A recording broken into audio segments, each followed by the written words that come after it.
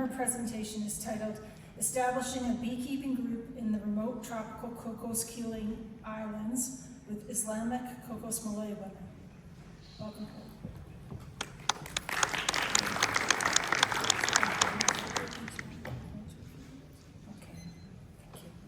Hello, thank you very much.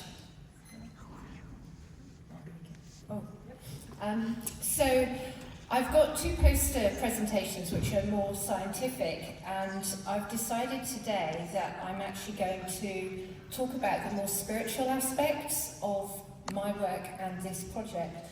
So first of all, I'm going to show you where Cocos Keeling is. It's in between Perth, Australia, and Sri Lanka. And it really is a very remote location, and the only way to get there at the moment, unless you sail around the world, is through Perth. So there's lots of complications with export, import, or anything to do with bees or honey with these islands. And I've got an unusual reason why I went, and I had a dream about the islands 35 years ago. And they just sort of stuck in my mind, and I had no idea, no reference at all to that part of the world. I'm from England, in the UK, but it stuck with me. And 20 years before I was even a beekeeper, I was thinking about Cocos Keeling, and I had a whole string of crazy coincidences that resulted in me meeting and being photographed by a chap who was born on the island and was part of the colonist house. So the islands were owned by a Scottish family, and one of the sons photographed me and told me that his brother kept bees on the island. So this was in 2018. So in 2020, my husband and I actually went there on holiday. So I'm going to try and use the pointer. So the airport is here, this island, and that's West Island. So out of the 27 islands, there's only 2 that are inhabited. So it's West Island with 100, basically Europeans and Australians. And then the colonial house was there. Sorry, I've got wobbly hands. And that's called Home Island, and it's inhabited by 500 Cocos Malay. And they are the descendants of the original slaves who were brought to the islands in the 1830s. Now, when we went in 2020, there was very high unemployment and a really shocking amount of racism towards the Cocos Malay. So I felt very passionate there to share their story of how they got there and that they are, in effect, indigenous to those islands, but also to help with the bees. And the big shock for me was when I met the beekeepers, who are a father and son from the original Clunas Ross family. They were actually keeping bees in a mixture of hives, and one of them was plastic. It was the Apimondia hives. Now, I'm a natural beekeeper, and I was, reluctant to even consider plastic hives. But in this very tropical region, the irony is that despite all the plastic pollution around the islands, a plastic beehive was the best for insulation for the bees, but also for sustainability, because you can neither afford to ship trees up to the island or wooden hives, and because they have to come through Perth, Australia, that has added complications, but also you don't want to cut down trees on these islands. There's some beautiful trees.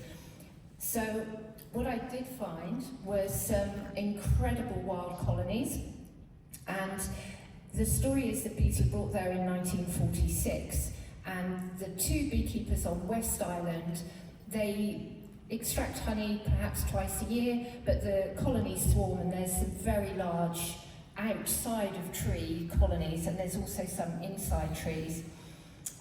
Now, before I went, I was told that there was only the Apis mellifera, that it would have been an Italian bee brought there in the 1940s. But the first thing I do whenever I do any of my work as a bee consultant is I actually do a bee audit. I think it's very important to know what other species of bees we have, and I was sort of tempted. I thought it might be a possibility that there would be some Trigonal and Melipona bees because of our close approximation to Indonesia. However, I just found this Serratina bee, which is a carpenter bee. I didn't find enough initially to justify taking samples because I did not want to remove the last remaining bees. But before I left, I did actually find more. So we returned in 2024 for a year. We gave up everything, a self-funded trip to follow my calling to look after the bees or to learn more about bees. And I believe that honeybees are the spiritual connection between the heavens and humanity. So there's a lot of experience I've had with working with bees that has really helped me understand their spirituality and the importance.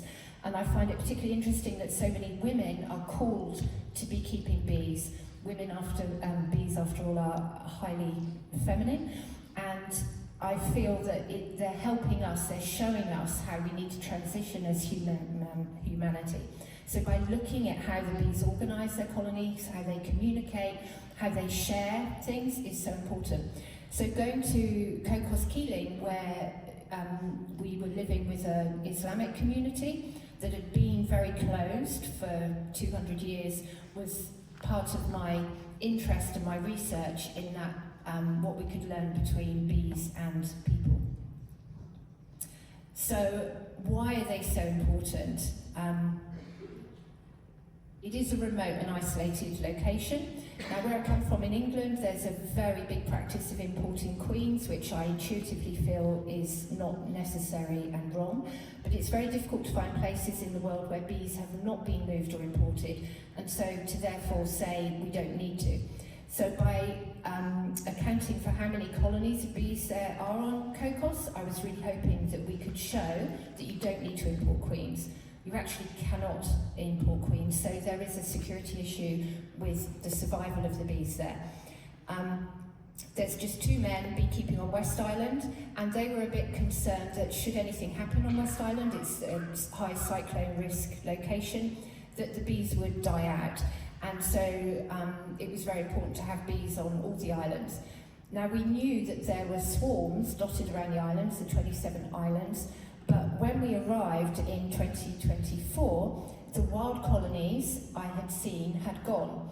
So, and the result for that, which might surprise some of you, was my calling was not just for the bees, it was actually to do a spiritual healing of the house that we were living in. We were sponsored by the owners of the old colonial house, which was now run as a small hotel. And so that we could live there for a year, we took a caretaker's job. And, you know, middle-aged, living quite a comfortable life in Britain, that was a shock in itself. And it was, we were under spiritual attack. It turned out the house had a lot of traumas, it had a lot of associated spirits that couldn't rest, and it turned out that one of them had been praying, and that was my dream 35 years ago. So it was a really interesting time, and until we had healed the house, I could not do my bee project. And literally after the first day of doing the work, healing the house, the bees came. So I did have to do a bit of assistance with collecting swarms, but the bees did actually help. Now, what was really interesting is between 2020 and 24, when we went, the unemployment situation had changed because of COVID and people couldn't move there to work. A lot of the Australians that would go there to do jobs didn't come, and so more of the Cocos Malay were employed in the government jobs.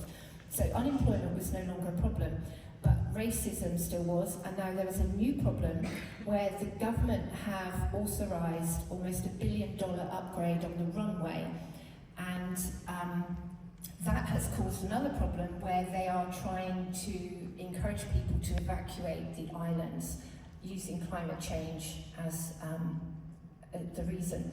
And what was important was helping the women work together, both with the bees, and to give the bees security, to give them food security, because the ships with food were becoming more and more scarce. The planes that were bringing food once a fortnight were actually often being offloaded, and equipment for the military, for the upgrade of the runway, were being prioritised.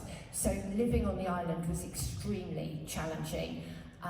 You get to appreciate a melon that is, you know, €2.99 instead of 50 Australian dollars, so very, very expensive food. And what we found there was the women are the foundation of the community there. So, and there's no varroa so that was really interesting.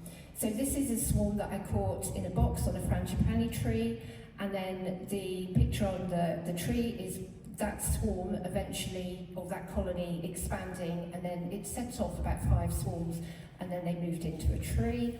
And here's some of the ladies. So I love this quote from Asma. She says, "I get little friends and biodiversity for my garden." She grows a lot of fruit in her garden.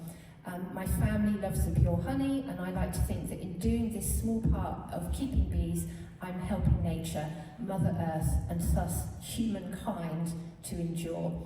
And it's just lovely because this community are so spiritual in nature, and because of their historic mixture from Indonesia, from the Cape of South Africa, even Norway, there's a Norwegian strain there. There's quite a lot of superstition mixed in with their Islam. And then Zuleika became a really, really close friend of mine. She lost her husband whilst we were there. He was only 40 years of age, and she's got 4 children.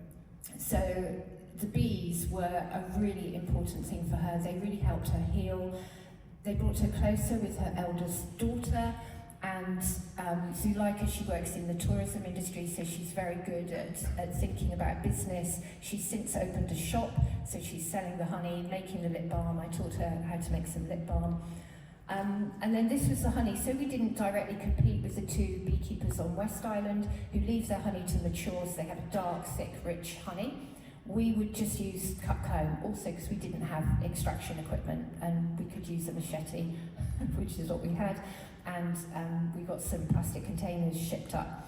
So the honey in Islam is really important for diet, and it is considered a medicine. So the people there the women were literally harvesting the honey and sharing it amongst the community. I was also interested that it's such a pristine environment, so the quality of the honey would be wonderful. And we were sending samples to Liz Barber. I don't know if she's in here today, but she's based in Perth, and she's helping us to analyse the honey and the nectar and the pollen, because it's all unique plants there. So we sent off samples of the bees to Adam Topolowski in Poland, and what was a surprise was instead of them being predominantly Italian bees, they're actually intermissa, which comes from Morocco and Algeria. So they've got a bit of Apis capensis in them as well, so observing their swarming nature, and we really need to do more to find out about the queen rearing within the colonies.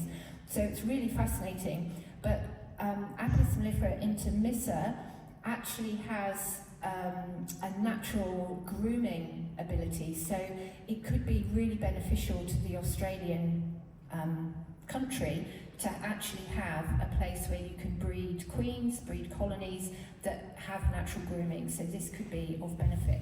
There is a risk, of course, that it could also be considered an invasive species and wiped out or destroyed. So this is the fine line that we're treading here. This is Maria, who was the first lady to join me with the beekeeping. She's got a farm with her husband, and she's just such a natural beekeeper. All the women are so calm and so gentle with the bees, and that has been incredible.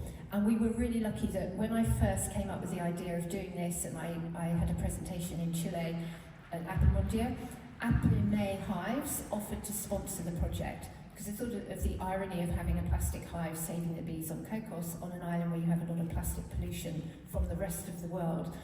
So Maria, she's been really, really good at catching swarms. We've helped remove swarms from both islands, and she's harvesting the honey. She's now got a lot more fruit and veg in her farm because there weren't other bees pollinating. So, it's one place where the honeybees are not interrupting at all. So here's some more pictures of the ladies. And then whilst I was there, I was doing a little bit of apitherapy. So I'm a Reiki master and healer, and I was tuning into the spirit of the bees, and we had people would come and lay on a pallet bed that my husband knocked up, and we had a screen between the bees, and we found that just being in the presence of the bees, the vibration was really helping with anxiety and stress. And this lady actually had an injured ankle, and it was amazing. So some more photos. So there's a lot more we need to do. So I'm going back in March next year just for a month. And then here's a picture where the government are saying that the islands will be underwater. So we were living there. But during my time there, and actually living history, the lagoon has become more shallow, and the ocean, where it has very deep trenches, is bringing up a lot of coral, which is then turning into sand and then is then growing. So what the government haven't done is measured the overall land size, which the people living there believe has grown. So the women, through the beekeeping, they're now trying to save their homes as well as the bees.